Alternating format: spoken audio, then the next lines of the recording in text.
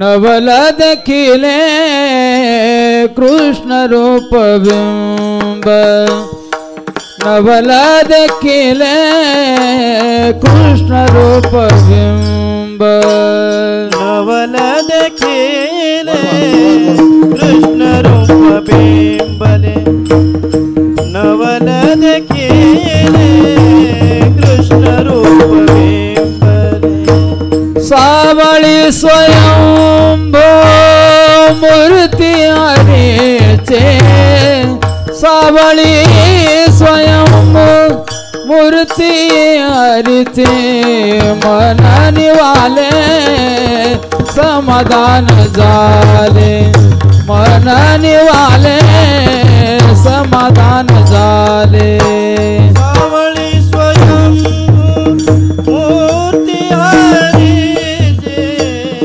सावळी स्वयंभो मूर्ती हरीचे मन निवाले समाधान झाले मन निवाले समाधान झाले कृष्ण रूप बोधले मन माझे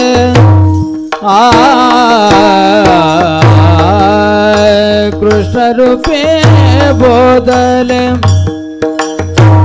मन माझे मन माझे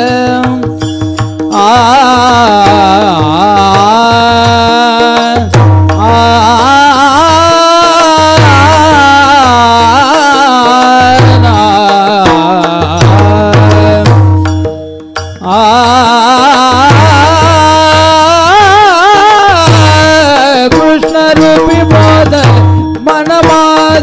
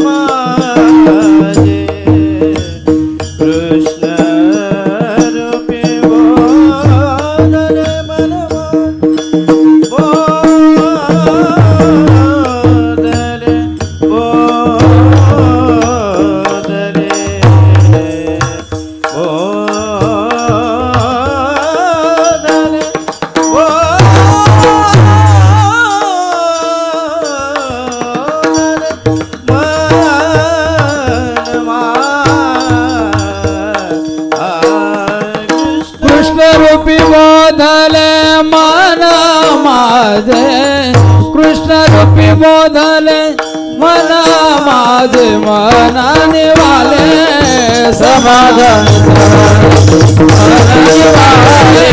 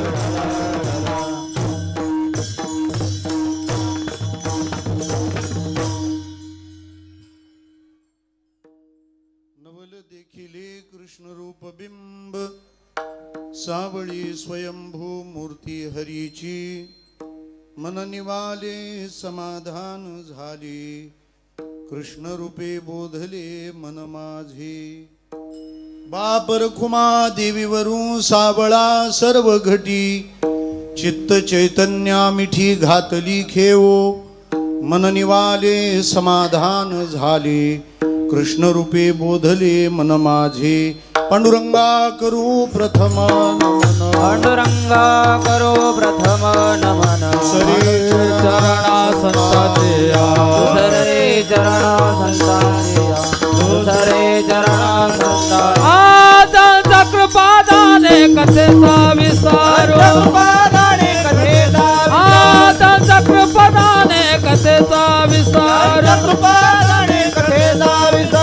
बाबाजी सद्गुरुदास तुका बाबाजी सद्गुरुदास तुका बाबाजी सद्गुरुदास तुका कायमा जीवाणी मानेल संतासी रंजवू चित्तासी आपुलिया ओम नमो ज्ञानेश्वरा करुणाकरा दयाळा तुमचा अनुग्रह लाधलो पावन झालो चराचरी सेवे लागी सेवक झालो सेवे लागी सेवक झालो सेवे लागी सेवक झालो सेवे लागी सेवक झालो तुमचा लागलो निज चरणा तुमचा लागलो निज चरणा तुमचा लागलो निज चरणा तुमचा लागलो निज तुमचा लागलो निज चरणा तुमचा लागी सेवक झालो सेवे लागी सेवक झालो सेवे लागी सेवक झालो सेवे लागी सेवक झालो तुमचा लागलो निज चरणा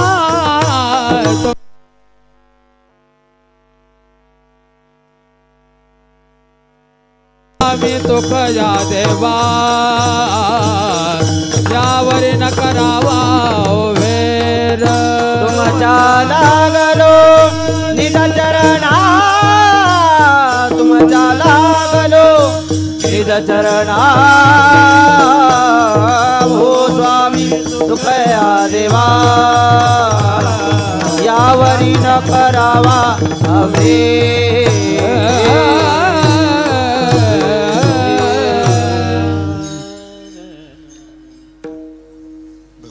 स्वरूप आपणा सर्व श्रोतृवृंदांच्या चरणारविंदी विनम्र भावाने वंदन करतो कीर्तन सेवेकरिता हे याचा मॉनिटर वाढव रे बाळा मॉनिटर वाढव आणखी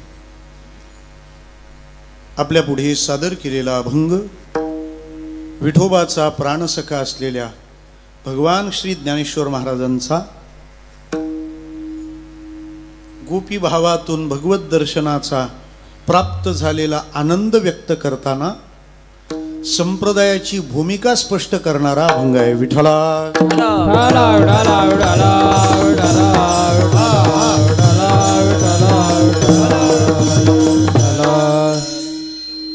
गायलेल्या अभंगाची अर्थपूजा बांधत असताना ज्या दिव्य निमित्ताने आपल्याला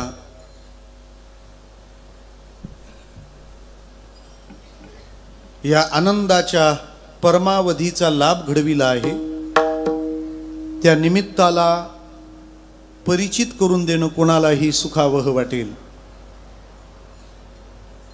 आध्यात्मिक विचार प्रचारक सामाजिक संस्था याच्या विद्यमाने पुढाकाराने संपन्न होणारा हा गोड असा उत्सव याचं निमित्त श्री गुरु निवृत्तीनाथ महाराजांच्या जन्म सप्तशतकोत्तरी सुवर्ण महोत्सव वर्षाला ध्यानात घेऊन हा उत्सव संपन्न होतो आहे अखंड हरिनाम सप्ताह म्हणजे काय ते ह्या मांडवाला आता चांगलं माहीत झालेलं आहे मगाशी आमचे धनाजी बुवा म्हणाले की थोडीशी ओरड जाणवते की खूप गर्दी होती या कार्यक्रमांची मी आपल्याला थोडीशी माहिती देतो. काय आहे? एखादी गोष्ट चूक ठरत असेल तर ती चूक कशी नाही हे तरी सांगावं, किंवा मागं ती कुणी कुणी केली ती मान्य झाली म्हणून ही मान्य करा असं तरी बोलावं. विठ्ठला.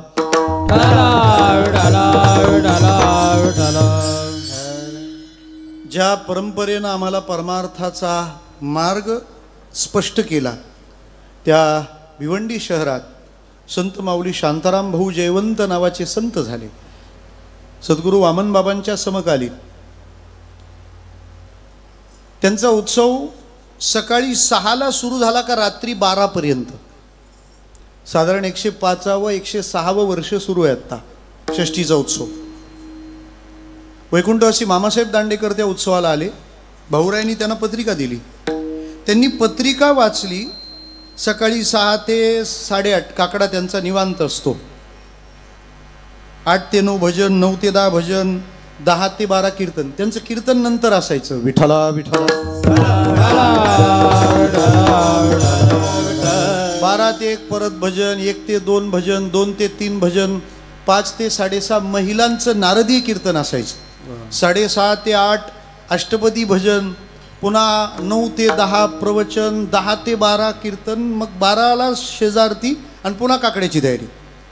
मामासाहेब त्यांना म्हणाले, भाऊ याच्यात लघवीला जायला पण वेळ ठेवलेला नाही. त्यांची संवाद आहेत ते बरं का धनंजय बुवा. तेव्हा भाऊरायांनी गोड उत्तर दिलं. ते म्हणाले, बघा मामा, हा शहरातला उत्सव आहे. इथं प्रत्येकाला सगळ्याच कार्यक्रमाला येता येईल असं नाही. मग इथं कोणत्याही वेळेला माणूस आला तरी त्याच्या कानावर देवाचे 2 शब्द पडले तरी आपला उत्सव सफल झाला. मला वाटतं धनाजी बुवा त्याच विचारांची ही धुरा पुढे चालवत आहेत. विठ्ठला.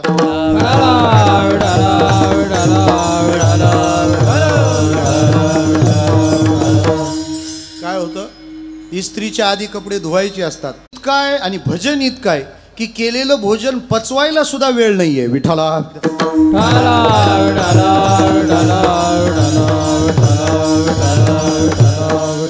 भजन भरपूर आहे आणि भोजनही भरपूर आहे आणि त्याचा भरपूर पुरेपूर आनंद आपण सर्वजण घेत आहात.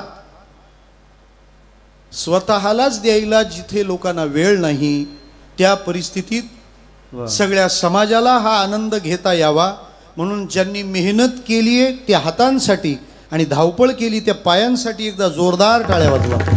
विठ्ठला.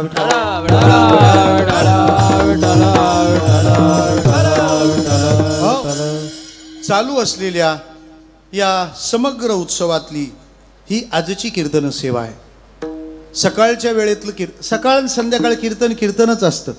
भले त्याला टाइम कमी असला म्हणजे ते हलकं आहे असं काही नसतं. विठ्ठला.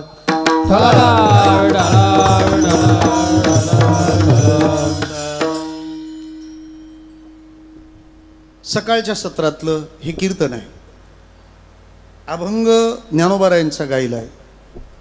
सकाळच्या सत्रात कोणत्या अभंगांवर चिंतन करावी यात थोडं स्वातंत्र्य आहे आणि बाकी त्या स्वातंत्र्याचा वापरही आहे. स्वातंत्र्य आणि वापर यातला फरक आपल्याला कळला असेल. ट्रॅफिक झाली तर त्याच्यातून ॲम्ब्युलन्सने कुठूनही जावं याला स्वातंत्र्य म्हणतात आणि तिच्या मागं आपली गाडी काढावी याला वापर म्हणतात. विठ्ठला. पेशंटच्या व्यतिरिक्त ॲम्ब्युलन्सचा वापर फक्त कीर्तनकाराला करता येतो, बाकी कोणालाच अधिकार नाही. मला वाटतं दुसऱ्या दिवशी श्रीराम महाराज आपण सेवा केली तेव्हा त्यांनी थोडासा एक भाव उद्धृत केला की सकाळच्या वेळेला काकड्याचे अभंग घ्यावे, वासुदेव घ्यावा, त्यामध्ये विराण्यांचे अभंग असावेत. विराण्याचे खूप छान 3 भाव सांगितले तुम्ही. विराणी म्हणजे वीरराणी किंवा विरहिणी किंवा विहारिणी. हा अभंग वीरराणीचाही नाही, हा अभंग विरहिणीचाही नाही, हा विहारिणीचा आहे. विठ्ठला. हे सांगून तुमच्यावर आक्षेप आला नाही त्यामुळं माझ्यावरही येणार नाही. हा तुमचा मी केलेला वापर आहे. या अभंगातून ज्ञानोबारायांनी हा 3च चरणाचा अभंग आहे. कदाचित धनाजी महाराजांनी कीर्तन संध्याकाळचं दिलं असतं तर मला 4 चरण घ्यावे लागले असते, कारण 2 तासाला जर 4 चरण असतील तर 1.5 तासाच्या महाराजांनी 3च चरण घ्यावी. पाव चरण म्हणजे एक भाग कटच करावा ना विठ्ठला.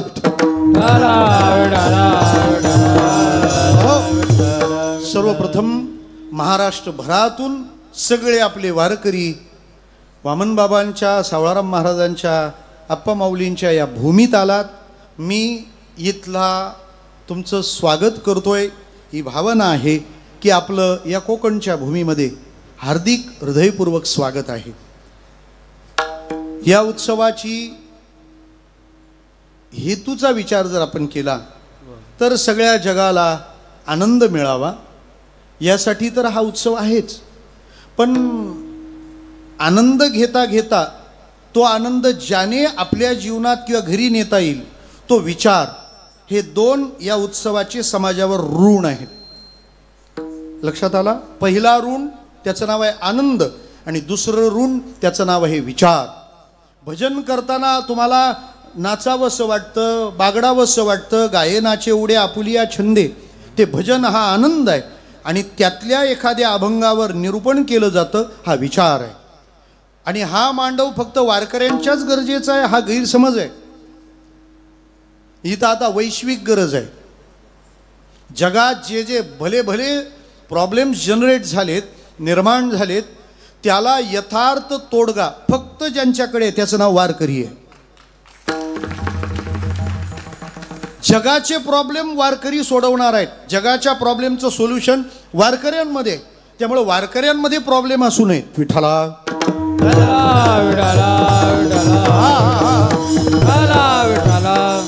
असं बाकीचे लोक बोलतात. मला त्यांना सांगायचं, अरे आमच्या वारकऱ्यात मोठे प्रॉब्लेम नसतात, असले तर छोटे छोटे असेल, त्याचं असलं तर मी जाणार नाही, माझं असलं एवढंच फार नसतं. विठ्ठला जगात जे प्रश्न आहेत त्याची उत्तरं वारकरी संप्रदायाकडे. काय भयानक आहे. आता तुम्ही पाहताय इस्रायल, गाझा, हमास, ज्या कॉलनीमध्ये माणसं राहत आहेत त्याच्यावर बॉम्ब येऊन पडू लागलेत आणि राहणारे परिवार त्या आगीत होरपळत आहेत. वैश्विक समस्या आहे ना, युनिव्हर्सल प्रॉब्लेम आहे. 3ऱ्या महायुद्धाच्या उंबरठ्यावर आपण आहोत आणि जागतिक युद्धाची कारणं तशी 2च आहेत. First one is religion and second one is land. जमीन आणि धर्म याच्यापेक्षा 3रं कारणच नाही आता युद्धाचं. आणि त्या दोन्ही प्रश्नाची उत्तरं सगळ्यात चांगली वारकरी संप्रदायाकडे आहे. सांगतो तुम्हाला, जर धर्म हा तुमचा वादाचा मुद्दा असेल तर धर्म जगाला कल्याणकारक ठरेल तो आमचा वारकऱ्याचा आहे. विष्णुमय जग वैष्णवांचा धर्म, विष्णुमय जग वैष्णवांचा, विष्णुमय जग वैष्णवांचा, विष्णुमय जग वैष्णवांचा. वेदा वेद ब्रह्म मंगळ, वेदा वेद ब्रह्म मंगळ, वेदा वेद ब्रह्म मंगळ. विष्णुमय जग वैष्णवांचा धर्म, वेदा वेद ब्रह्म मंगळ, वेदा वेद ब्रह्म. विष्णुमय जग वैष्णवांचा धर्म, वेदा वेद ब्रह्म मंगळ, वेद वेद.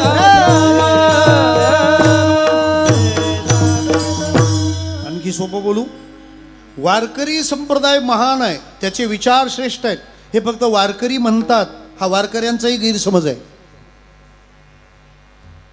मधुराद्वैताचार्य प्रज्ञाचक्षु संत गुलाबराव महाराज हे वारकरी संप्रदायाचे प्रतिनिधी नव्हते. त्यांचा मधुराद्वैती संप्रदाय होता आणि त्यांनी भविष्यवाणी करून ठेवली, येणाऱ्या काळात जगाला समस्यामुक्त करायचं असेल तर वारकरी पंथ हा विश्वधर्म होणार आहे आणि जगाला त्याच्या मागे चालावं लागेल. विष्णुमय जग वैष्णवांचा धर्म म्हणजे धर्मावरून भांडणं होत असतील तर तुम्ही वारकरी धर्माचं अनुसरण करा, प्रश्न सुटतील. आणि दुसरं कारण काय भांडणाचं? लँड, जागा, हे आमचं ते तुमचं. वारकरी विचार सांगतो काही नाही, हे विश्वची माझे घर, ऐसी मती जयाची स्थिर. हा विचार जगाला पोहोचता करता यावा म्हणून वारकरी संप्रदायाने हा मांडव सगळ्या जगासाठी मुक्तद्वार असा घातलाय. हा एक विचार. ह्या मांडवाची योजना का केली हे आपल्या पुढ्यात मी मांडलं. गायलेला अभंग भगवान श्री ज्ञानोबारायांचा आहे. या अभंगातून ज्ञानोबारायांनी त्यांच्या भूमिकेवर त्यांना जाणवलेलं नवल नोंदवलेलं आहे. ज्ञानोबारायांनी नवल सांगणं म्हणजे नवलाने नवल सांगणं आहे. विठ्ठला विठ्ठला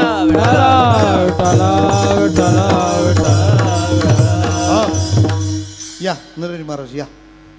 नवलाने नवल सांगणं आहे. आता नवलाने नवल सांगणं म्हणजे तरी काय हो?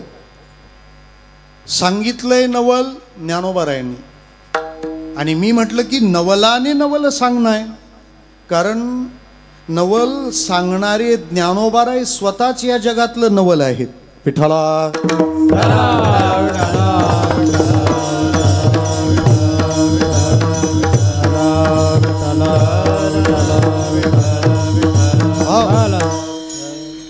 तुम्ही नरहरी महाराजात पण खांबाजवळ नका बसू, इथं वर या. विठ्ठला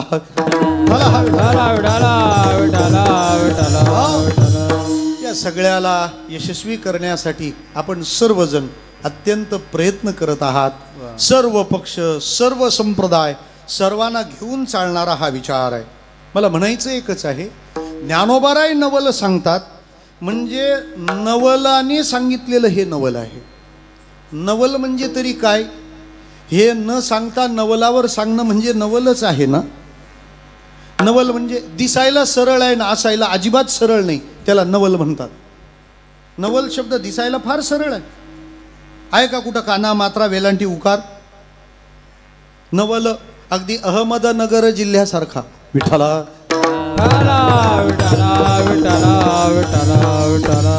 काना मात्रा वेलांटी उकार काही नाही. नवल दिसायला सरळ आहे पण असायला मात्र अजिबातच सरळ नाही, त्याला नवल म्हणतात. नवल म्हणावं तरी कशाला? जरा सोपं सांगू. एखादी वस्तू, एखादी व्यक्ती, तिच्याविषयी तुम्ही एखादं गृहीतक जर मांडलं असेल किंवा सर्वसाधारण नियम त्या व्यक्तीजवळ गेल्यानंतर त्या नियमाला कुठंतरी अपवाद दिसतो, त्या अपवादाला निहाळताना आपल्या चित्ताची जी अनुभूती आहे त्या अनुभूतीला नवल असं म्हणतात. म्हणजे सर्वसाधारण जे आहे त्याच्यापेक्षा निराळं. अजून सोपं सांगू का? जे नेहमी होतं ते एखाद दिवस झालं नाही तर आपल्याला जे वाटतं त्याला नवल म्हणतात, आणि कधीच होत नाही ते एखाद दिवस झालं तर त्याला नवल म्हणतात. रोज होतं ते झालं नाही आणि कधीच होत नाही ते झालं, याला काय म्हणतात? नवल. सोपं सांगू. एखादा माणूस दररोज कीर्तनाला येतोय आणि तो आजच दिसला नाही तर लोक म्हणतात, खरे रोज दिसायचा, आज दिसलाच नाही, काय वाटलं तुम्हाला? त्याची जागा रिकामी कशी काय? म्हणजे जे रोज घडतं ते आज घडलेलं नाही, आम्हाला जे वाटलं ते नवल. कधीच दिसला नाही, आज कस काय उगवलाय? म्हणजे इथून मागं घडलं नाही ते आज घडलं तर त्याला काय मानावं? नवल मानावं. उदाहरणार्थ, सूर्य रोज उगवतो ना. अहो सूर्य उगवतो तेव्हाच रोज उगवतो, मजुराला विचारा. अहो बागेतला रोज सुद्धा तेव्हाच उगवतो. रोजच काय, तलावातला सरोज सुद्धा. विठ्ठला विठ्ठला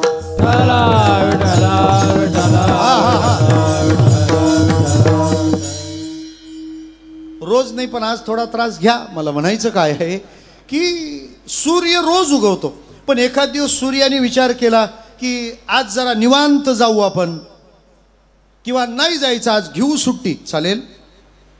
आणि तसं घडलं तर त्याच्या उदयात जर काही मिनिटाचा, काही सेकंदाचा फरक पडला तरी पृथ्वीवर उत्पात माजतील. म्हणजे त्याचं रोजचं उगवणं नाही घडलं एखाद दिवस तर त्याला नवल म्हणा. एक. दुसरी बाजू, सूर्य कोणत्या दिशेला उगवतो? सापचूक. दिशांमध्ये स्थिर दिशा फक्त उत्तर आहे, बाकीच्या दिशा कल्पित आणि बदलणाऱ्या आहेत. आता दक्षिणायन सुरू असतं तेव्हा तो असा थोडा तिकडंच उगवतो आणि कोपऱ्यातच मावळतो. हिवाळ्यामध्ये इंग्लंडला सूर्योदय व्हायला 10:30 वाजतात आणि 3:30लाच घरी जातो. कोपऱ्यात उगवतो आणि कोपऱ्यातच मावळतो. सूर्य पूर्वेला उगवत नाही, सूर्य जिकडं उगवतो तिला पूर्व म्हणतात. म्हणून बरीच माणसं सुद्धा असं म्हणतात, मी सांगेन तीच. हा विठ्ठला.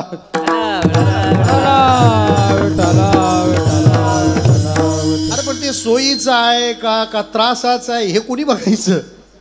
सूर्य पूर्वेला उगवतो, पण त्याने जर विचार केला काय नेहमीच पूर्वेला उगवायचं, थोडा पश्चिमेकडून फॉर्म भरूया, हल्ली त्यात कोणाचा काही भरोसा नसतो, मग तो पूर्वेचा सूर्य पश्चिमेकडून उगवला तर चालेल.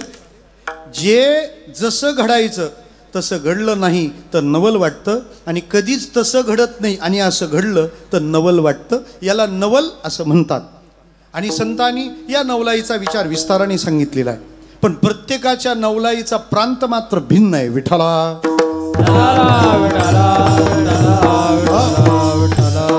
आपल्या अभंगाचा पहिला शब्द नवल आहे.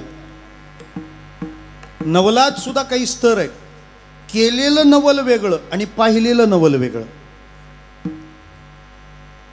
देवाच्या प्रांतात विचार करा. देवानं केलेलं नवल वेगळं आणि देवाने पाहिलेलं नवल वेगळं. देवानं केलेलं नवल कोणतं? सोपं सांगतो मी तुम्हाला. पाण्याचं रेणुसूत्र काय?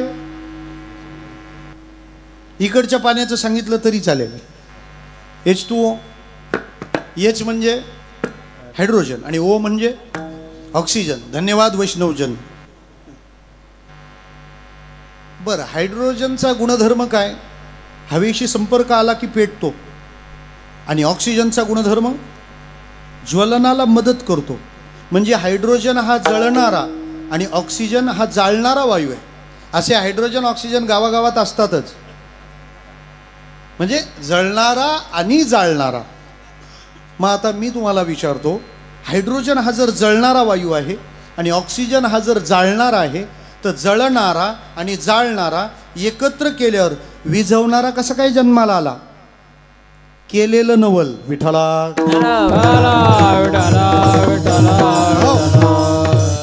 हे देवानं केलेलं नवल आहे. देवानं पाहिलेलं नवल कोणतं हो? भगवान म्हणतात सगळं करणारा मीच आहे, तरी माणसं मध्येच ऊर बडवतात. हे मी केलं. देवाला हे बघून नवल वाटलं.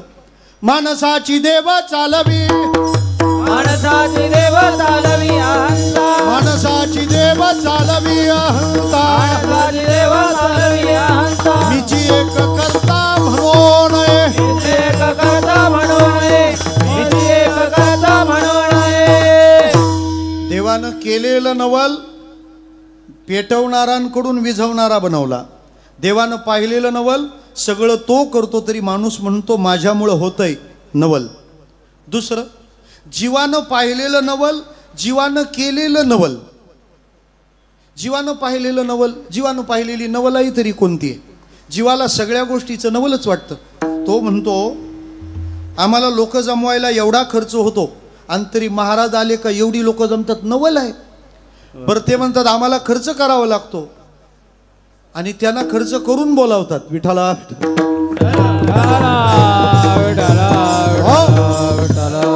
मला सांगा ना, लोक म्हणाले सुख सुविधा, उलट जितक्या वाढत चालल्या, वारीची गर्दी घटली का वाढली? काही दिवसांनी तर असं होईल, माऊलींचा सोहळा निघेल, पहिला माणूस पंढरपुरात असेल आणि मागचा आळंदीतच असेल. त्याला नवल म्हणतात. आजही वारकरी विचारांपुढे जग थक्क आहे. हे पाहिलेलं नवल. जगानं केलेलं नवल तर ते जग सगळं नवलच करत आलाय. काय त्याचं सरळ आहे सांगा ना? सगळं नवलायचं. म्हणजे आता तुम्ही डोक्यात काय घातली आहे? टोपी. डोक्यात टोपी घातली का टोपीत डोकं घातलंय? थोडंसं डोकं घाला या विषयात. बरं, मग पायात चप्पल घालतात का चपलीत पाय घालतात? चपलीत पाय. आणि बोलतात काय? हे नवलच आहे ना आपलं. अंगात शर्ट घाल. अंगात शर्ट घालतात का शर्टात अंग घालतात? बरं, मी तुम्हाला सोपं विचारतो. दोन व्यापारी, दोघांकडे 1-1 लाख दिले. एकाचे 10,000 शिल्लक राहिले, दुसऱ्याचे 90,000. मोठा कोण? 90,000 शिल्लक राहिलं मोठा. बरं, आजोबा मोठा का नातू मोठा? हा काय प्रश्न आहे? आजोबा मोठा. बरं, मग नातू 10 वर्षाचा आहे, आजोबा 90 वर्षांचे आहेत. म्हणजे आजोबाचे 10 शिल्लक आहेत, नातवाचे 90 शिल्लक आहेत. मोठा व्यापारी कोण म्हणाले होते तुम्ही? बोला. आता पक्ष बदलू नका. बोला, कोण मोठा? जगन्नाथ महाराजाला नाही, ज्ञानेश्वर महाराजांना पडलेला प्रश्न आहे. जयाचे आयुष्य 10 कोटी होय, बळप्रज्ञा जिरोनी जाय, तयाचे नमस्कारी ती पाय वडील म्हणून. हे नवल आहे जीवाचं. आता राहिला विचार संतांचं. संतांनी पाहिलेलं नवल आणि संतांच्या जीवनात घडलेलं नवल. संतांनी काय नवल पाहिलं, काय वाटलं त्यांना नवल जगात? ते म्हणतात, मनुष्य जन्म भजनासाठी मिळाला असताना तो भजन सोडून सगळं करतो. वाटे या जनाचे थोरबाश्चर्य, वाटे या जनाचे वाटे या जनाचे न करीती विचार काही ताचा, करे विचार काय जाता, करे विचार काय जाता. धर्मराजाने महाभारतात यक्ष प्रश्नात हा विचार केलाय. यक्षाने विचारलं होतं किमश्चर्यम. ते म्हणतात, एक दुसऱ्याला स्मशानात पोचवायला जातो आणि तरी विसरतो का आपला पण नंबर लागणार आहे. एक पाहत सा एकाचे दहनी, सावध त्या गुन्हेकारे नव्हा. हे संतांनी पाहिलेलं नवल, संतांनी पाहिलेलं नवल आहे. संतांनी केलेलं नवल काय सांगू आपल्याला. कलियुग सत्कर्म करण्यासाठी सोयीचं युग नाहीये. तसं हा मांडव सप्त्याचा मांडव नाहीये. हा भक्तीने कलियुगाचा केलेला पराभव आहे. ऐका कलीचे महिमान, असत्यासी रिजले जन, पापा देती अनुमोदन करती हेळण संतांचे. पण ह्या उत्सवाने व्याख्या बदलवून टाकली. महाराजांची माफी मागून बोलतो, ऐका सप्ताहाचे महिमान, भजनासी रिझले जन, पुण्या देती अनुमोदन करती पूजन संताचे. विठ्ठला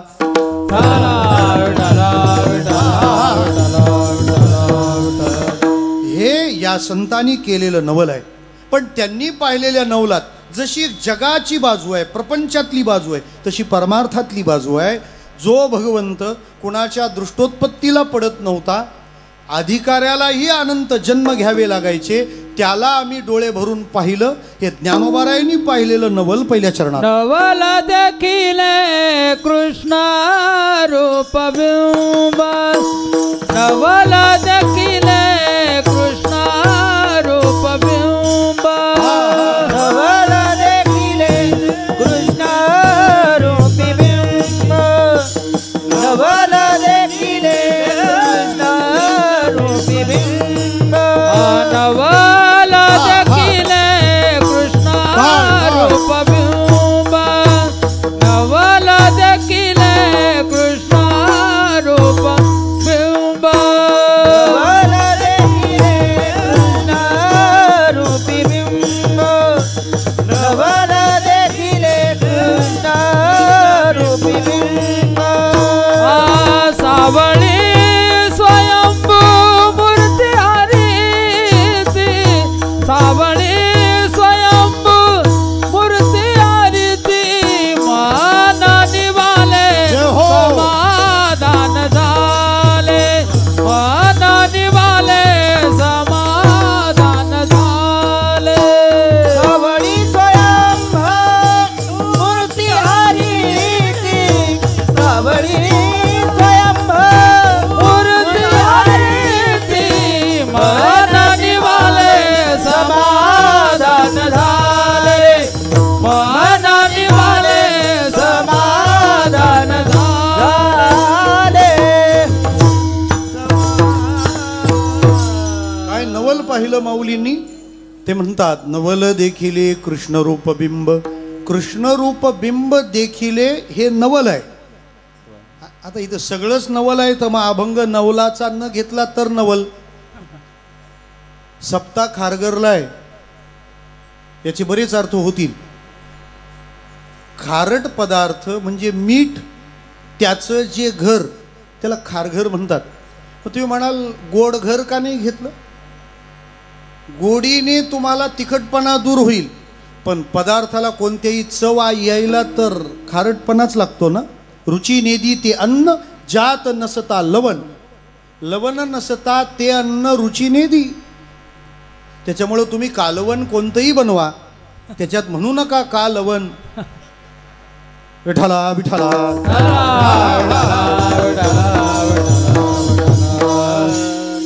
खार शब्दाचा दुसरा अर्थ एक प्राणी आपल्याला माहिती आहे, खारीचा वाटा.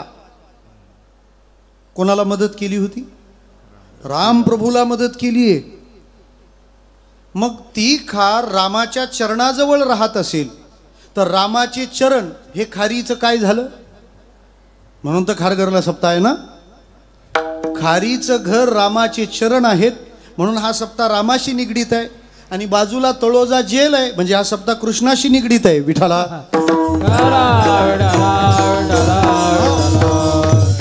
त्याच्यामध्ये मला पार्क केलंय म्हणून हे सेंट्रल पार्क आहे. विठाला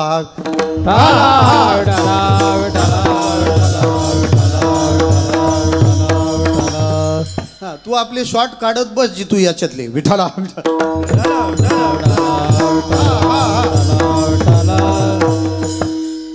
नवल आहे नवल.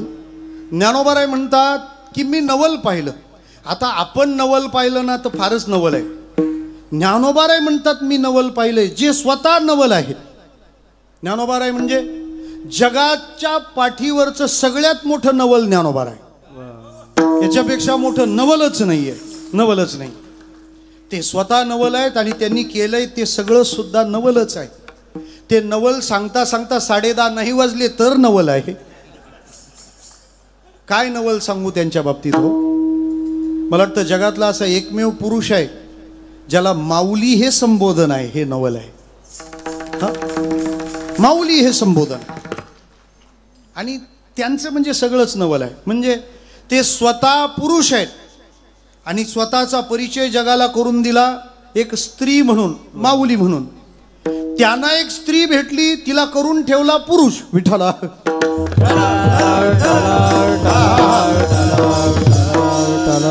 फार लोडिंगला वेळ नाही, 5G चालू ठेवा. विठाला विठाला म्हणजे जे स्वतः पुरुषाच्या देहाचे आहेत आणि जगाला माहीत झाले ही स्त्री आहे. आणि जी स्त्री होती ती जगाला माहीत करून दिली. जयपाल राजाची गोष्ट पहा. स्त्रियेचा तो केला पुरुष उभा, जिही निमिष मात्रे देह पालटिला. स्त्रियेचा तो केला पुरुष उभा. ज्ञानोबाराय हे नवल आहे. पुढचा विचार त्यांनी त्यांच्या जीवनात घडून आणले ते सगळे नवल. गुरुने समाधी घ्यावी आणि शिष्याने ती त्याला द्यावी. शिष्याने गुरुला समाधी द्यावी, गुरु गाडू नये. विठाला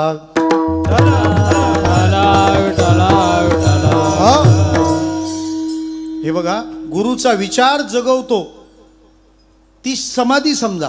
आणि गुरुचा विचार गाडून वर उभा राहतो ते थडगं असतं. थडगन समाधीत फरक आहे. हे हिंदूंना सांगण्याची गरज आहे. विठाला चादरी नेत जा, फक्त कलर आपला असू द्या. विठाला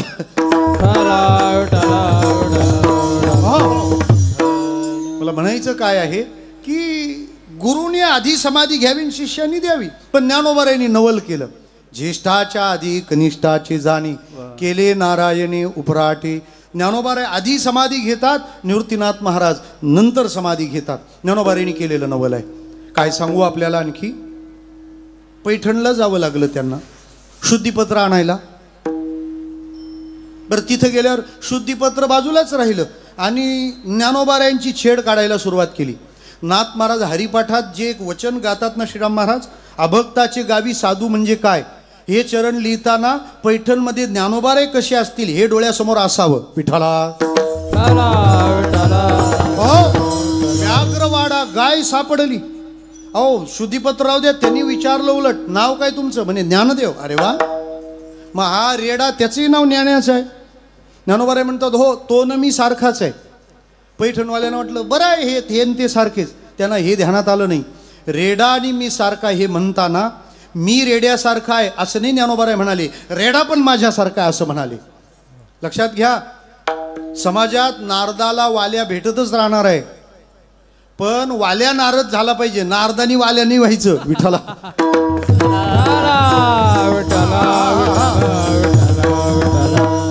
मग तो माझ्यासारखा ज्ञानदेव म्हणे, तोही माझा आत्मा. ते म्हणाले ज्ञानदेव म्हणजे ज्ञानाचा देव काय, मग बोलवा की याच्या मुखातून वेद. ज्ञानोबाराय म्हणाले तुमची इच्छा असल्यावर काय होणार नाही. बोलेल ना तो वेद, बोलेल. कुठला तो सांगा. आमचे गुरुजी एक वाक्य सांगायचे, गंमत बघायला हिंमत लागते. आता वेदाची पंचायत आणि कोणता वेद? ज्याच्यात धमक असते ना त्याची चमक अशीच असते. लोकमान्य टिळक उत्तरपत्रिका लिहायचे तेव्हा प्रश्नपत्रिकेत लिहिलेलं असायचं कोणतीही 5 सोडवा, पर्याय 8. हे 8 उत्तर लिहायचे आणि खाली कंसात लिहायचे कोणतीही 5 तपासा. काय धमक आहे? इथं आपण प्रिंटिंग मिस्टेकचे फुकटचे कधी डिक्लेअर होतात त्याची वाटप आहे उभा. आपल्याला काय कळायचे टिळक? आपण तसेच लोकमान्य झालोय. विठाला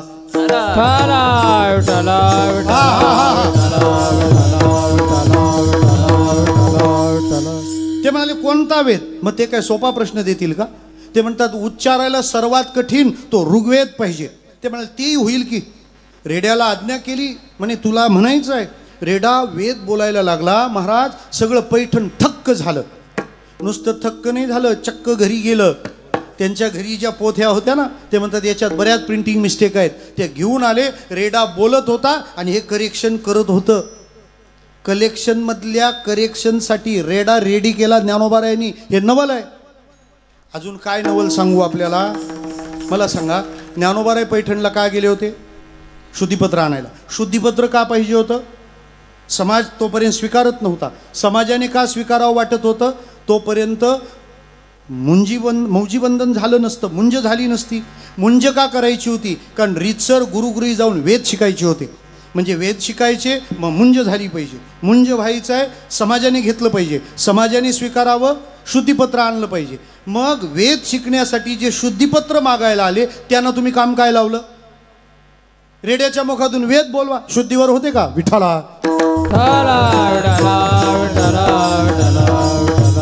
माझी माऊली रेड्या मुखी वेद बोलविला गर्वध्वजाचा हरविला. रेड्या मुखी वेद बोलविला गर्वध्वजाचा हरविला.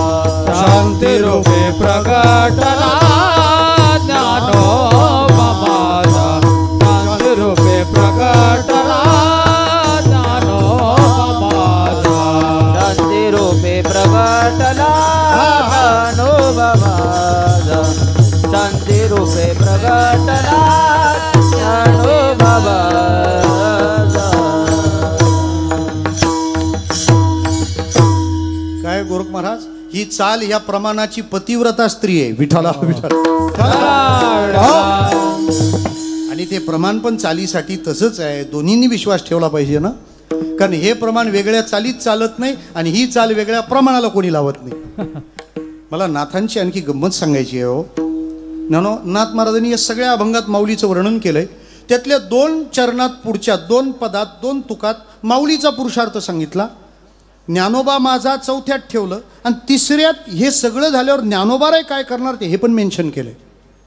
रेड्यामुखी वेद बोलवला त्याने काय झालं? गर्वद्विजांचा हरविला. पण एवढं झाल्यावर मग ज्ञानोबाराय पैठणमधून कॉलरला हात लावून नाही हिंडले. शांतीरूपी प्रगटला. विठाला बघा आपण चालविली जड भिंती हरली चांग याची भ्रांती. भिंत चालवली पण मग ते नुसती भिंतच चालवतात का? नाही. ते भिंतीसोबतच चालतात असं नाही. मोक्ष मिळवायला निघालेल्या माणसासोबतही ते चालतातच. मोक्ष मार्गीचा सांगाती. विठाला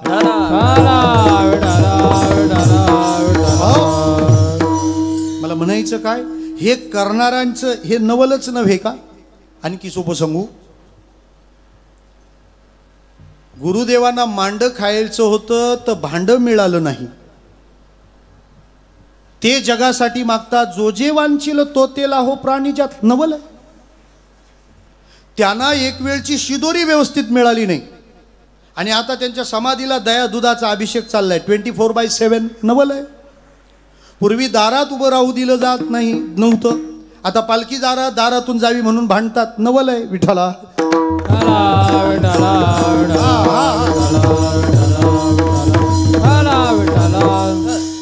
अजून काय सांगू आपल्याला? ज्ञानोबारायांचं नवल, ज्ञानोबारायांचं नवल, ज्ञानोबारायांचं नवल. इतका कमी काळ हातात घेऊन दीर्घ काळपर्यंत पुरेल एवढी शिदोरी उभी केली ज्ञानोबारायांनी. हे नवल आहे. 22व्या वर्षी ज्ञानोबाराय समाधी घेतात. जणू सांगतात की 22वा विठ्ठला विठ्ठला.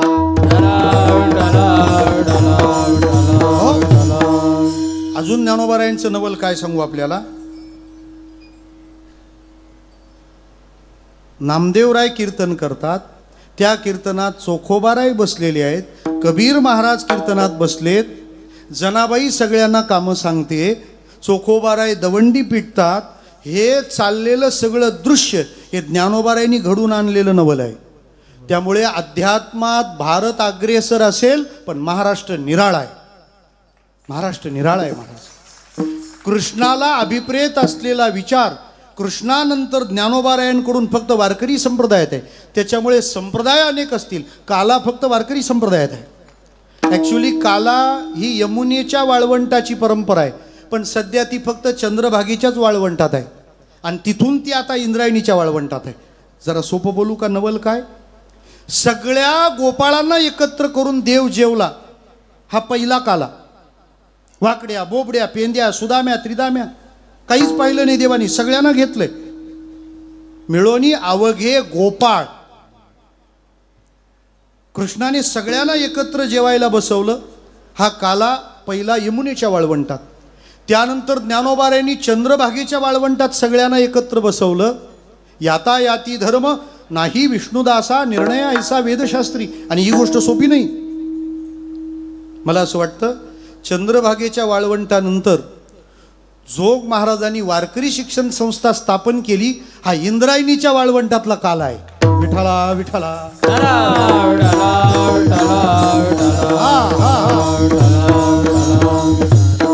आणि तोच विचार कोकणात वामन बाबा, सावळाराम बाबा, आप्पा माऊली, भाऊरायांनी वाढवला. हा कोकणात चाललेला काल आहे.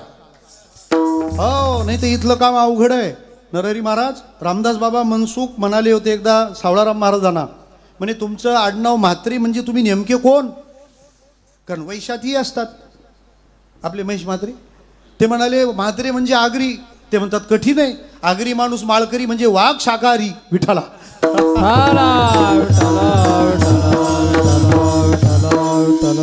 सावळाराम महाराज नसते तर हे वाघ कीर्तनात दिसले नसते. विठ्ठला. हे नवल आहे ना महाराज, हे नवल आहे. नामदेवरायांचं रावळात चाललेलं कीर्तन पाहिलं आणि त्या कीर्तनात चोखोबाराही दिसले नाही आणि कानोपात्रा माता दिसली नाही. आश्चर्य वाटलं ज्ञानोबारायांना. ते म्हणतात नामदेवराया असं कसं चालेल, कारण आपण बोलावताना खट नट यावे शुद्ध होऊनी जावे, मग हे बाहेर कसे काय. ते म्हणतात त्यांना मंदिरात येता येणार नाही. ते म्हणतात असं चालणार नाही. मग मंदिर अशा कीर्तन अशा जागी करू जिथं सगळे येतील. नामदेवरायांचं कीर्तन रावळातून उचललं वाळवंटात नेलं. आता मुक्त द्वार, आडवायलाच कुणी नाही. जेव्हा चोखोबाराय, कान्होपात्रा, कबीर महाराज कीर्तनात दिसले तेव्हा ज्ञानोबारायांचा जीव शांत झाला. का. ज्ञानोबाराय म्हणतात सगळ्यांना बोलावण्यात दाखवलेलं उदारपण जर व्यवहारात दिसलं नाही तर लोक आपले सिद्धांत खोटे ठरवतील. सगळे तिथे पाहिजेत मला. आणि खरं सांगू का, ज्ञानोबाराय आहेत. चोखा महाराज आणि कान्होपात्रा कीर्तनात येऊ शकल्या नव्हत्या ना, बरोबर आहे. ते म्हणतात ठीक आहे, हे मंदिरात येऊ शकत नाहीत का, करतो ना सोय. आता तुम्ही पांडुरंगाच्या मंदिरात दर्शनाला जा. सगळ्यात आधी पहिलं दर्शन चोखोबाराय. हे माऊलीनं दिलेलं चोख उत्तर आहे की इथं जात पाहिली जात नाही. इथली जात जे आहे ज्याच्या आत ती त्याची जात कधीच नाही जात. विठ्ठला.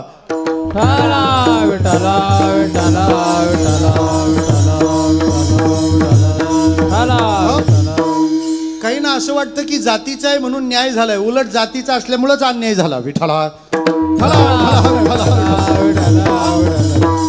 पहिला नमस्कार चोखोबाराय नाही. बरं, आत गेल्यानंतर एक झाड लागतं ना, डोकं लावतो आपण त्याला. थोडं डोकं लावा. कोण आहे तिथं. कान्होपात्रा माऊली. कान्होपात्रा म्हणजे नवी मुंबईत उत्सव होतो, बाबा महाराजांची फार आठवण येते. वंदन आहे त्या महात्म्याला. 1 तास रामकृष्ण हरी म्हणावं, सगळ्यांनी ऐकावं, ही ताकद ज्यांच्या रामकृष्ण हरीत होते बाबा महाराज. ते एक व्याख्या सांगायचे. कान्होपात्रा, कान्होबाने जिला पात्र ठरवली ती कान्होपात्रा. जिला जिने पात्र ठरवल्याशिवाय आपण कान्होबाला बघायला पात्र नाही, ती कान्होपात्रा, किंवा आधी कान्होपात्रा मग कान्हो पाहत राहा. 2 संत मंदिरात गेलेत. कोणामुळे? हे ज्ञानोबारायांनी केलेलं नवल आहे. का ह्या दोघांना मंदिरात जाता आलं नाही? ज्ञानोबारायांनी तेव्हाच प्रतिज्ञा केली, हे दोन्ही नाही मंदिरात आणून बसवले तर नावाची माऊली नाही, नाद नाही करायचा विठ्ठला.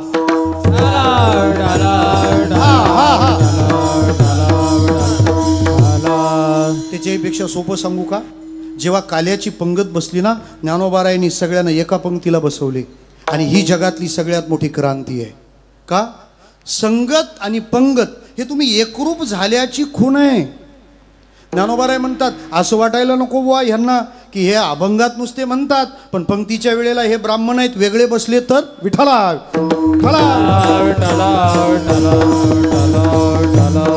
म्हणून 2 टाळ्या नाही वाजवल्या, एकची टाळी झाली. चंद्रभागे वाळवंटी, माझा ज्ञानराज गोपाळा शिलाया वाटी. आणि हे सोपं नव्हतं महाराज. वासुदेवराव पटवर्धन नावाचे साहित्यिक झाले मागच्या शतकात. त्यांनी एक वाक्य ज्ञानोबारायांच्या कालखंडासाठी लावून ठेवलंय. ते म्हणतात, ज्ञानोबारायांचा कालखंड म्हणजे काय? It was the period of spiritual democracy in Maharashtra. ज्ञानोबारायांचा कालखंड म्हणजे परमार्थातल्या महाराष्ट्राच्या अध्यात्मातल्या लोकशाहीचा कालखंड आहे. हो, ज्ञानोबाराय उभे राहिले नसते तर आज जगन्नाथ पाटील तुमच्या समोर उभा नसता. विठ्ठला.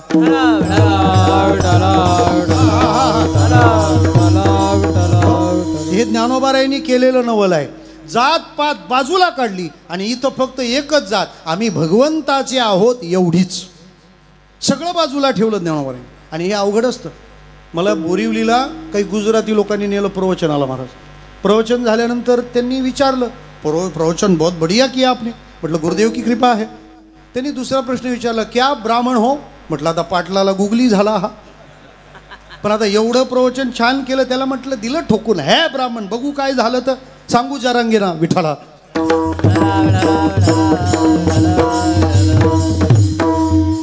फार अंगाने नाही पण जरा अंगाने तरी काहीतरी सुटल. त्याला म्हटलं हा मैं ब्राह्मण हूँ. पण तो इतका हुशार, त्याने विचारले ब्राह्मण हो तो कौन से ब्राह्मण? कारण ब्राह्मण म्हटल्यावर एक तर देश असतं नाही तर कोकण असतं, आपण तटस्थ. मी त्याला म्हटलं मैं वारकरी ब्राह्मण हूँ. जाऊ दे गबस, कुठं गवसायचं तिकडं. मला म्हणायचं काय, ज्ञानोबारायांनी केलेलं हे नवल आहे की उगाच ते म्हणून बसले नाही, ते पाप योनी ही होतू का, ते श्रुताधीतही न होतू का, परी मजसी तुकिता तुका तुटी नाही, येथ जाती कुळ अप्रमाण. लक्षात घ्या, या ओव्यांवर प्रवचन करणं सोपं आहे, तसं वागणं कठीण आहे. विठ्ठला.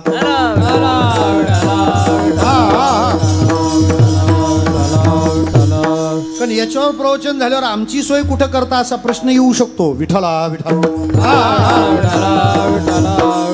ज्ञानोबाराय नामदेवराय चोखोबारायांच्या पंक्तीत जेवले, हे ज्ञानोबारायांनी केलेलं नवल आहे. ठीक आहे, तुम्ही पाहिलेलं नवल काय? महाराज म्हणतात मी कृष्णाला पाहिलं. आता कृष्णाला पाहिलं याला नवल का म्हणता? कारण याला बघण्यासाठी अनेकांनी प्रयत्न केले, ते अपयशी ठरलेत. योगी दुर्लभ तो म्याद केला साधने, पाहता पाहता मला न पुरे धनी, पाहता पाहता मला न पुरे धनी. योगी दुर्लभ तो म्याद केला साधने, पाहता पाहता मला न पुरे धनी, पाहता पाहता मला न पुरे धनी. योगी दुर्लभ तो म्याद केला साधनी, तो म्याद केला साधनी, पाहता पाहता पाहता पाहता मला न पुरे धनी. योगी दुर्लभ तो म्याद केला साधनी, तो म्याद केला साधनी, पाहता पाहता पाहता पाहता मला न पुरे धनी. जो योगियांना दिसत नव्हता, पाहता येत नव्हता, तो मी पाहिला. योगी या दुर्लभ. आता योगीच दुर्लभ, कुठून योगी आणणार? शक्य आहे का? असं म्हणतात योग्याने रात्री 10 नंतर जागू नये, पहाटे 4 नंतर झोपू नये. हे जो मोबाईलची MB संपल्याशिवाय झोपत नाही त्यालाच कळल. त्याला विचारा किती वाजता झोपतो. तो म्हणतो एमबी संपल्यावर. म्हटलं तू संपल्यावर एमबी येणार नाही. योगीच दुर्लभ आहेत आणि त्या दुर्लभ योग्याला तो दिसणं फार कठीण. मग तुम्हाला दिसलं म्हणून तुम्हाला नवल वाटतं. पण मला सांगा ना, जर योग्यांना दिसत नाही तर तुम्हाला का दिसावा, आणि तुम्हाला दिसतो तर योग्यांना का न दिसावा. विठ्ठला विठ्ठला. जरा सोपं सांगू का, गुप्तधन असतं का नसतं.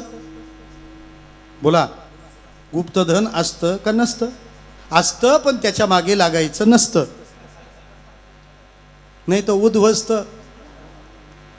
गुप्तधन असतं पण दिसतं का नाही, दिसतच नाही का असंही नाही. काय लागतं, ज्ञानोबा निदान तेवढ्यासाठी तरी ज्ञानेश्वरी वाचतील महात्मे.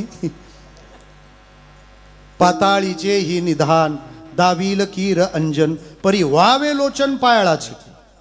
पाताळातल्या धनाला दाखवून देण्याची ताकद अंजनात आहे. फक्त डोळे कोणाचे पाहिजेत, पायाळाचे पाहिजेत.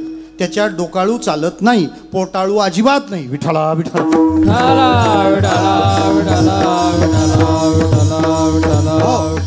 याच्यात आणखी प्रगती तरी नको. मला म्हणायचं काय आहे, पायाळू पाहिजे. नुसता पायाळू चालत नाही, तो भाग्यवान पाहिजे. सदैव आणि पायाळा वरी दिव्यांजन लिहिले आहे डोळा. बर, पायाळू आहे, भाग्यवान आहे, सापडलं धन, पण मोतीबिंदू झाला तर दिसल. मग ऑपरेशन करायला पाहिजे कोणतरी. जरा सोपं सांगू का, योग्यांना न दिसणारा वारकऱ्याला का दिसला. त्याचं पहिलं कारण आहे, आम्हाला पायाळूला दिसत होता तर आम्हाला पायाळू पहिला सापडला. पायाळाच्या गुणे पडिले ठाऊके जगा पुंडलिके दाखविले. पायाळू कोण, पुंडलिक परमात्मा, पुंडलिक संत. बरं, मग पुंडलिकाच्या डोळ्यात काय घालायला पाहिजे, अंजन. कुठून आणता, घेऊन जाई, आणि जाई घेऊन येई. अंजन राहू द्या, हे वरूनच जाई. विठ्ठला.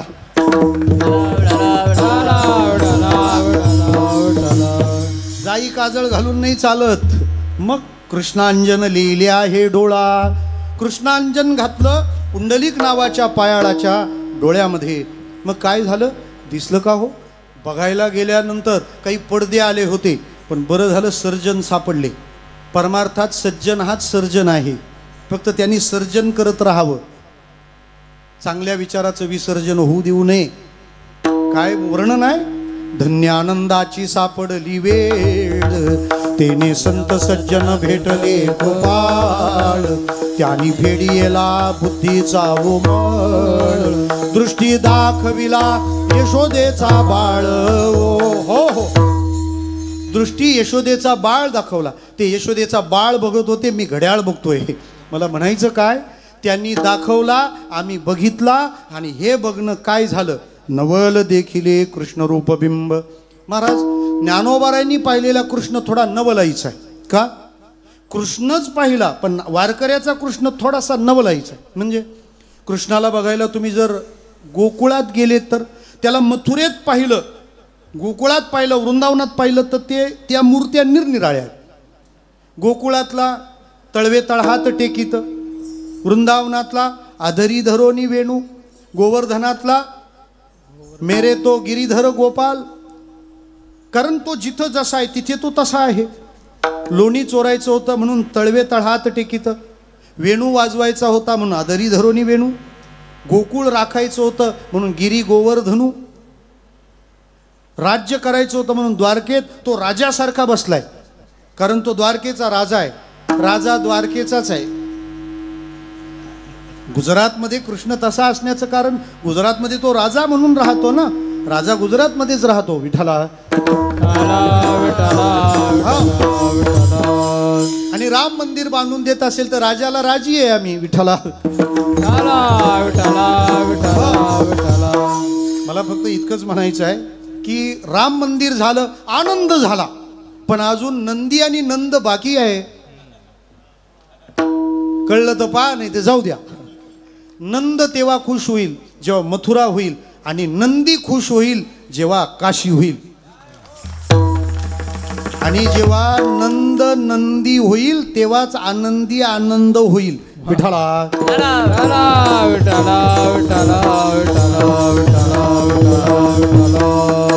काय रामभाऊ हे 2.5 तासात न खपणारं 1.5 तासात काढायला घेतलंय, जाऊ द्या.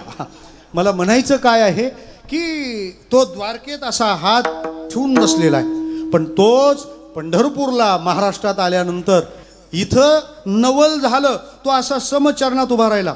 तुम्ही वृंदावनातला कृष्ण पाहिला तर त्याचं नाव आहे बाके बिहारी, आणि पंढरपुरातला कृष्ण पाहिला तर समचरण सरोजम.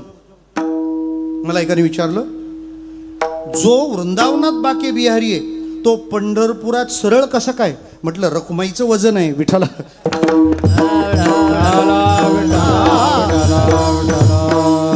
आणि माणसाने कुठे कितीही आकडूपणा केला ना तरी माणसं सासूरवाडीत नीट राहतात, सरळच राहतात, आणि त्याचा बेनिफिट आपल्याला मिळाला.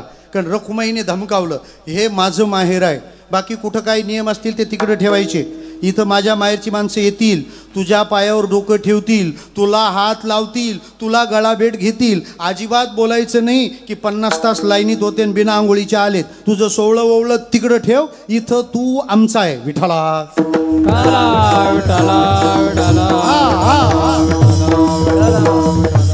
त्यामुळं अख्ख्या जगभर फिरा, दर्शनाचा आनंद. ते माता भगिनी खूप छान म्हणतात, मुठीतल्या खारका बेटातली द्वारका विठोबा सारखा देव नाही विठला.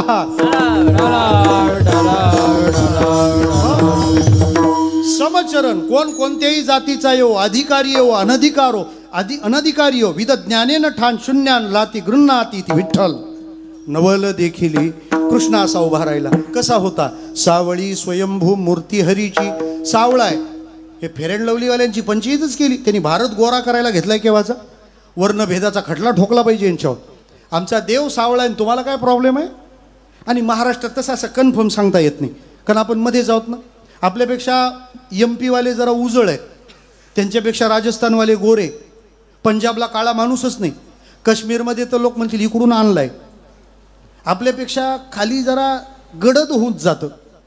कर्नाटकवाले आपल्यापेक्षा थोडेसे सावळे आहेत, तमिळनाडू त्याच्या पलीकडे, केरळ तर टायरवाला ना अण्णा सारखाच, टायर आणि अण्णा असा भारत आहे, त्याला इलाज नाही, त्याचं कोणी गैर मानण्याचं काही कारण नाही. अहो एकदा ब्रिटनचा माणूस म्हणाला, काय म्हणे तुम्ही भारतीय, एक गवाळ, एक गोरा, एक सावळा, आम्ही ब्रिटिश कसे सगळे गोरेच्या गोरे. हे बघा, स्वतःला कोणी काही बोललं ना तर सहन करावं, पण आपल्या देवाला, देशाला, धर्माला बोललं अजिबात सहन करू नये, अजिबात सहन करू नये. अहो अटल बिहारी वाजपेयी एकदा पाकिस्तानात गेले होते, तेव्हा त्यांना एका पत्रकार मुलीने विचारलं, वाजपेयी जी मैं आपसे शादी करना चाहती हूँ. आता हे ब्रह्मचर्य त्यात वृद्ध, पण वाजपेयी होते. ते म्हणाले अच्छी बात है, तो मैं आपसे शादी करना चाहती हूँ लेकिन मुंह दिखाई में कश्मीर लुंगी.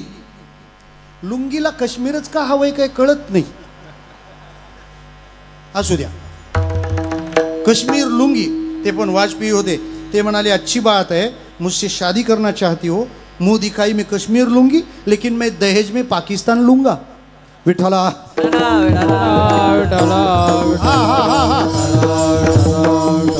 राष्ट्राला बोललेलं ऐकून घेऊ नये.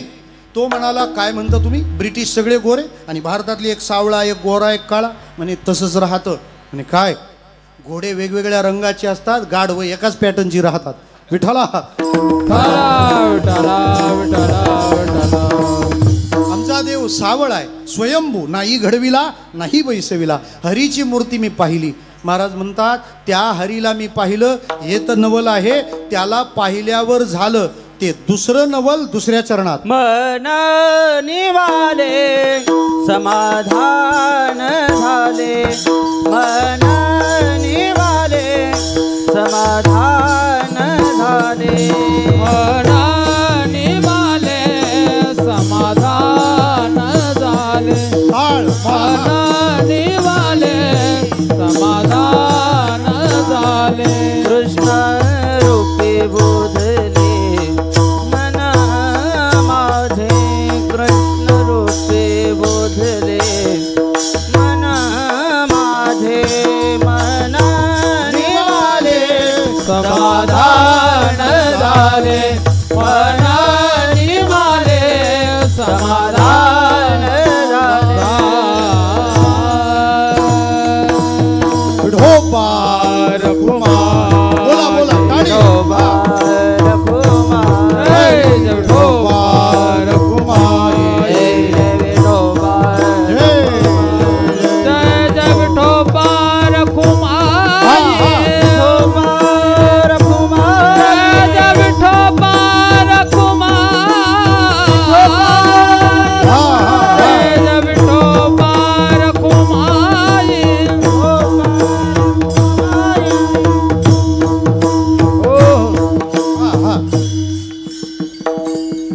बाप रखमा देवी वारू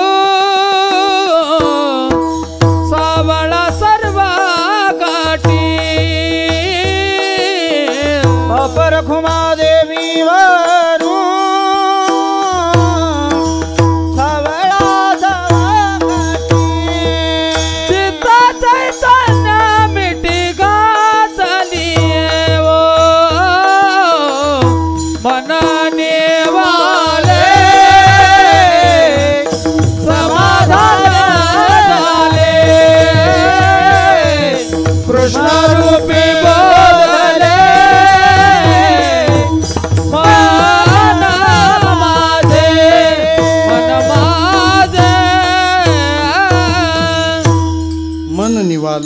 समाधान झालं.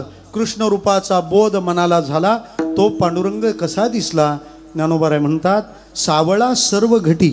लक्षात घ्या, सावळी स्वयंभू हरीची मूर्ती हे सगुणाचं दर्शन आहे आणि सावळा सर्व घटी हा निर्गुणाचा बोध आहे.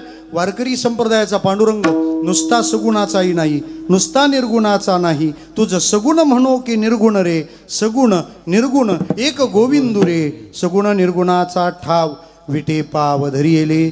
त्यामुळे जगाला निरोप देणारा हा फार गरजेचा मांडव आहे. म्हणजे धनाजी बुवा, मी असं म्हणेन की सगळ्या संप्रदायाचे मांडव ह्या पार्कला झालेत. फक्त या पार्कला पूर्णाहुती ज्या मांडवाने येणार होती तो तुम्ही घातलाय सर्व वारकऱ्यांनी.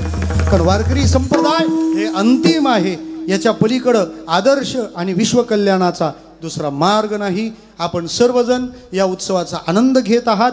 विचारांच्या रूपाने तो आनंद घ्या आणि आपापल्या परिसरात अशाच भव्य दिव्य उत्सवांच्या योजना करा. कारण आपण नुसतेच म्हणत राहतो वारकरी संप्रदाय म्हणजे चिंधीत बांधलेला हिरा. अजून किती दिवस हिऱ्याला चिंध्या वापरता? जरा सोनं बिनं वापरा. त्याला ऐश्वर्यात अहो काहीच नसतं. लोकांचं नुसती एंट्री जोरदार राहते. आमचा वारकरी विचार साधा भोळा दिसला तरी जगाला आनंदी करण्याची ताकद ज्याच्यात आहे तो हा वारकरी विचार आहे. आपल्या आयुष्यात आपल्याला काही मिळालं, त्यात भाग्य वाटत असेल तर त्या सगळ्यात मी वारकरी संप्रदायाचं आहे हे आपलं सगळ्यात मोठं भाग्य आहे. ते ज्यांनी पदरात घातलं त्यांचं स्मरण ज्ञानेश्वर माऊली, ज्ञानराज माऊली, ज्ञानेश्वर माऊली, ज्ञानवान तुकाराम तुकाराम तुकाराम तुकाराम हा निवृत्ती ज्ञानदेव सोपान मुक्ताबाई नामदेव तुकाराम हा विठ्ठल जय जय विठ्ठल जय ईश्वर माऊली ज्ञानराज माऊली तुकाराम विठ्ठल जय जय विठ्ठल जय विठ्ठल जय. हा बोलिले लेकुरे वेडे वापुडे उतरे नाही उच्चारला अधिकार म्या फुला तुका म्हणे ज्ञानेश्वरा राखा भयाभकी करा. ज्ञानदेव तुकाराम, ज्ञानदेव तुकाराम, तुकाराम तुकाराम तुकाराम. कुंडली खबरदार विठ्ठल श्री ज्ञानदेव तुकाराम पंढरीनाथ भगवान की जय. रामकृष्ण हरी. जगन्नाथ हे जगन्नाथच आहेत वारकरी संप्रदायाचे. असो त्यांनी उत्कृष्ट असं येऊन सकाळच्या वेळेचं उत्कृष्ट असं कीर्तनरूपी पुष्प वाहिलं. त्यानुसार त्यांच्या चरणी नतमस्तक होऊन दुपारी आचार्य चंद्रशेखरजी महाराज यांचं पहा. आपण भागवत ही आपण मंडळी आपल्याला सगळ्यांना विनंती करतो का गडबड करू नका. हे भागवत जे आहे ना, भागवत हे प्रत्यक्षात भगवान परमात्मा इथे आलेले आहेत. भगवान परमात्मा चंद्रशेखर म्हटले तर हे असे चंद्रशेखर महाराजांचं भागवत पहा. आता 2च दिवस राहिलेत. आपण सर्वांनी ते श्रवण करायचे. आणि आजचे कीर्तनकार महंत हरिभक्तपरायण नामदेव महाराज शास्त्री, ज्यांच्या गादीवर तांदूळ टाकली असता लाही होत होती, असे भीमसिंग महाराज, भगवान बाबा आणि असे गादीरूढ झालेले हरिभक्तपरायण नामदेव महाराज सानप महंत हे आपल्या कीर्तनासाठी येत आहेत, तर त्याच्याही कीर्तनाचा आपण सगळ्यांनी जास्तीत जास्त लाभ घ्यावा. तत्पूर्वी आत्ताच हरिभक्तपरायण बंडा महाराज संतवीर यांची मंडळी आता आपल्याला गाथा भजन करणार आहेत. ते हे त्यांनी सर्वांनी त्या गाथा भजनाचा लाभ घ्यावा ही सर्व